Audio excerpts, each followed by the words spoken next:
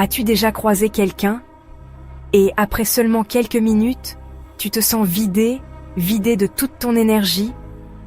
Pas triste, pas malade, juste vidé. Ce n'est pas un hasard, ce n'est pas dans ta tête.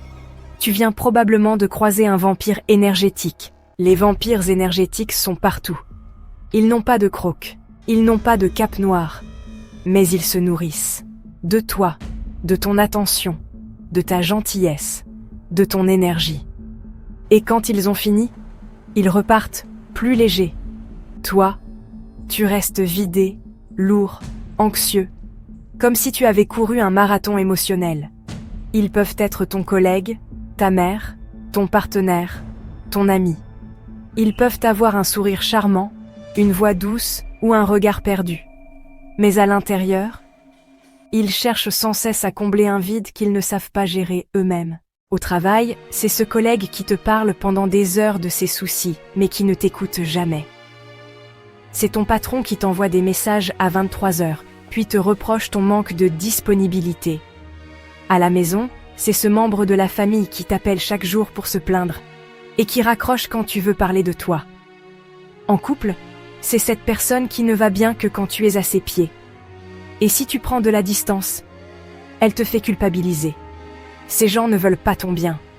Ils veulent ton énergie, ton attention, ton temps, ton espace mental. Et ils prennent. Encore, encore, encore, sans jamais redonner. Il y a le narcissique. Il parle de lui, toujours. Et si tu t'éloignes, il t'ignore ou te punit. Le victime. Tout va mal pour moi, aide-moi. Tu aides, mais ce n'est jamais assez. Le contrôlant, il veut décider pour toi, penser pour toi. Il étouffe. Le bavard.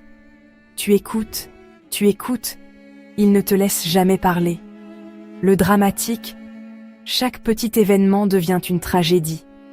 Il aspire toute ton attention par le chaos, parce qu'on est bienveillant, parce qu'on veut t'aider, parce qu'on se dit « il elle a besoin de moi ». Mais, à force de donner, tu t'oublies.